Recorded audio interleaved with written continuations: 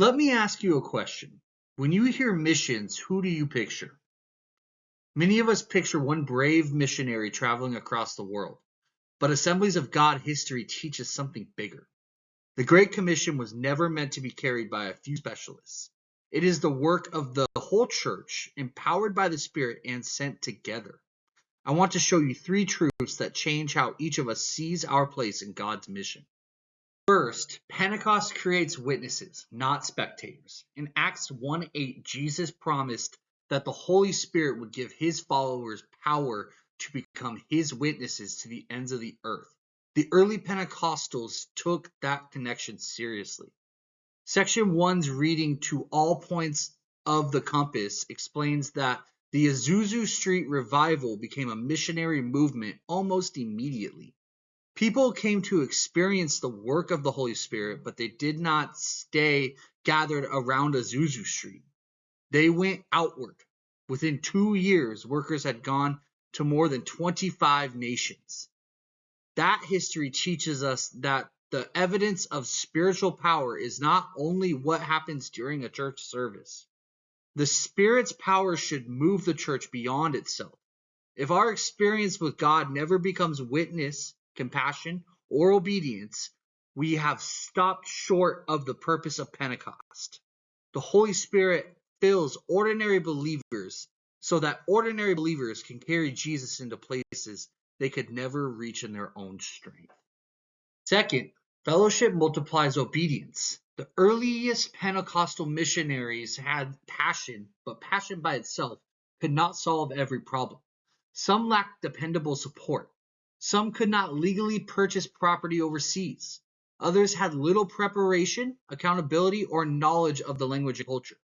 Independent obedience was sincere, but it was not always sustainable. Sections 2's reading the formation of the General Council shows that these missionary problems helped bring Pentecostal leaders together in Hot Springs, Arkansas in 1914. They did not organize because they wanted a hierarchy controlling every church. They formed a cooperative fellowship that respected the sovereignty of the local church while allowing churches to conduct missions together. Early General Superintendent John W. Welch later said that the General Council was never meant to be an institution. It is just a missionary agency. That gives us an important ministry principle. Structure is spiritual when it helps obedience endure. Corporation does not replace the leading of the Holy Spirit. Healthy corporation protects people, provides accountability, stewards resources, and allows a calling to become a lasting work. One believer can obey God, but a fellowship can help that obedience travel farther and survive longer.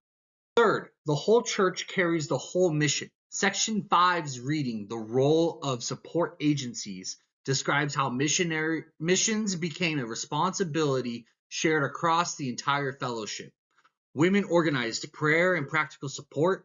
Men provided gospel literature through Light for the Lost. Young people supplied vehicles and equipment through Speed the Light. Children participated through BGMC. Skilled lay people gave their time through programs such as MAPS, while young adults served through ambassadors in mission. The reading records a powerful statement from the 1963 General Council. Evangelism is the whole work of the whole church.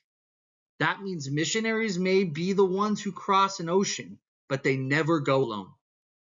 Someone prays, someone gives, someone trains, someone encourages, someone uses a practical skill, someone goes. The calling is not identical for everyone, but participation belongs to everyone. You do not have to do everything to have a meaningful part in God's mission.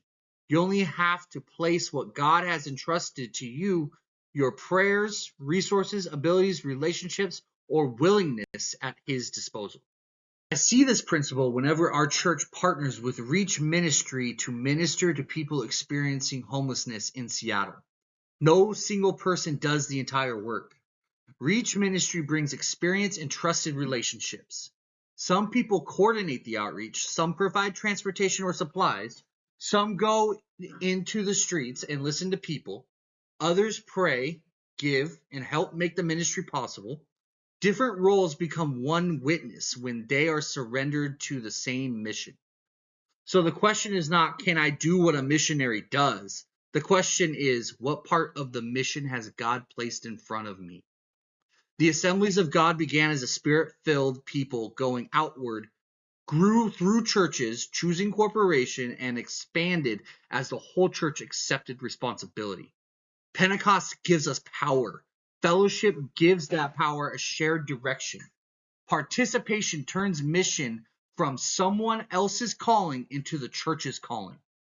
Your part is not everything, but it is something. What is the Holy Spirit asking you to place in His hands?